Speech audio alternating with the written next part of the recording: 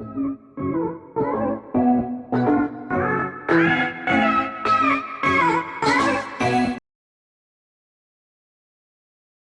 right, guys, so today's video, we're going to cut a face frame. We're going to do it with a center parting. Now, if your guest wears a side parting, then you would do this a little bit different. I'm going to make a separate video for that. So this is based on a center symmetrical shape that we're creating. So I take the center back parting, and then I take a diagonal forward parting from that right to the hairline.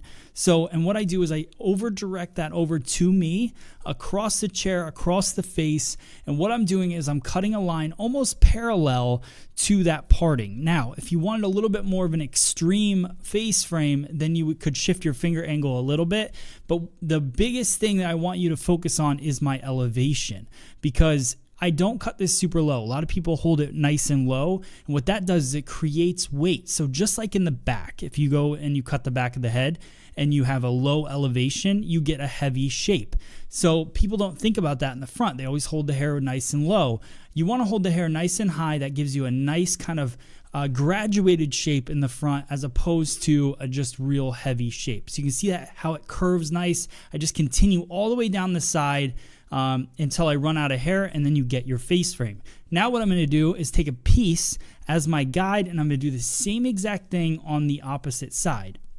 So that's why I say this is a pretty simple technique, as long as you focus on your elevation and your finger angle. So notice my finger angle isn't exactly parallel, so I just shift it a little bit. That gives me a little bit more of an extreme face frame, kind of wraps it around a little bit more.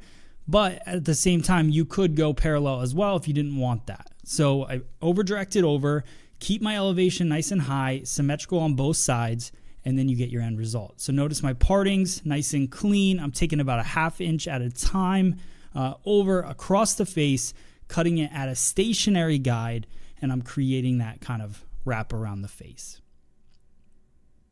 So as I get to the ear, that's about when it starts to run out of hair. So if you wanted to continue this haircut, you continue all the way through the back if you want to. You can leave the layers nice and long. You could go into the back and also cut layers into the back as well. So this is more just for the face frame. We're not going to do any layering in the back. I want to show it to you guys dry, so I'm using the Paul Mitchell Memory Shaper. This is from the Invisible Wear category. So I put that in the hair. It's got a nice soft hold to it, and then I use my Paul Mitchell Turbo Light blow dryer to dry the hair.